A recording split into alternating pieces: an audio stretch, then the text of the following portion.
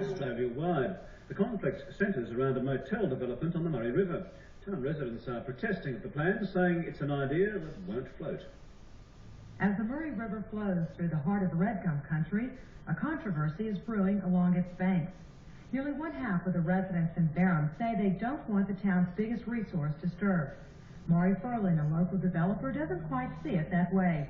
For over a year, he has been designing his first-of-a-kind BOTEL complex, and he claims will enhance the river's attraction and the town's economy. One of the aims of the BOTEL is to promote an interest and awareness in the river. That's certainly not done now, and I personally believe that, yes, that has to be the result of the BOTEL here at Barham. The development, a restaurant and accommodation units, form a floating platform. Mr. Furlan says the BOTEL is environmentally safe and structurally sound. Of course, with the development comes the need for parking facilities, and this is when Mr. Furlan proposes to do just that, right here behind the School of Arts building. But that's when he came up against his strongest opposition in the form of the Barham Progress Association.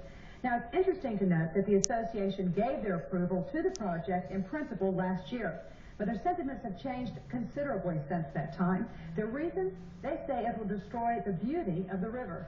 I'm glad you came, because now Swan Hill and a few of those other places will know about this project. We do not want it on the Murray River, whether it's in Barham or anywhere else. This letter from the association supporting the development is no longer valid. Mr. Pepper says closer study has changed their position. What would you say to those people who would think that a development like this would be advantageous to the people of Barham, stimulating the economy?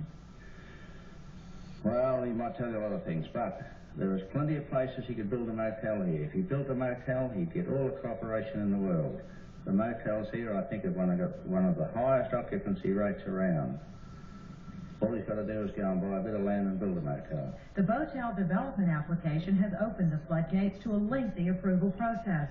The Crown Lands Department, that owns the land literally underwater, is conducting its own study.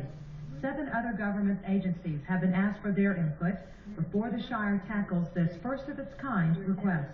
From the feedback we're getting from different government departments, I say that it probably is unique in Australia.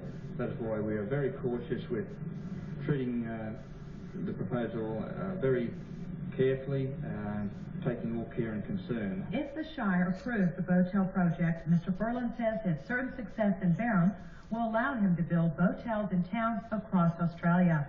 He says time and patience are on his side, and he won't be put off by his detractors. You can look around today and look at the number of people down here enjoying the river. There isn't any. With the BOTEL over there, there will be at least 20 down there today. What they'll be doing is sitting around on a deck like this and having a coffee, probably talking between locals and tourists, and talking about the river. They'll be talking about the history of the river, why it's here, why Barham is here, and I think that's a good thing, not just for BOTEL but for the locals and especially for the river.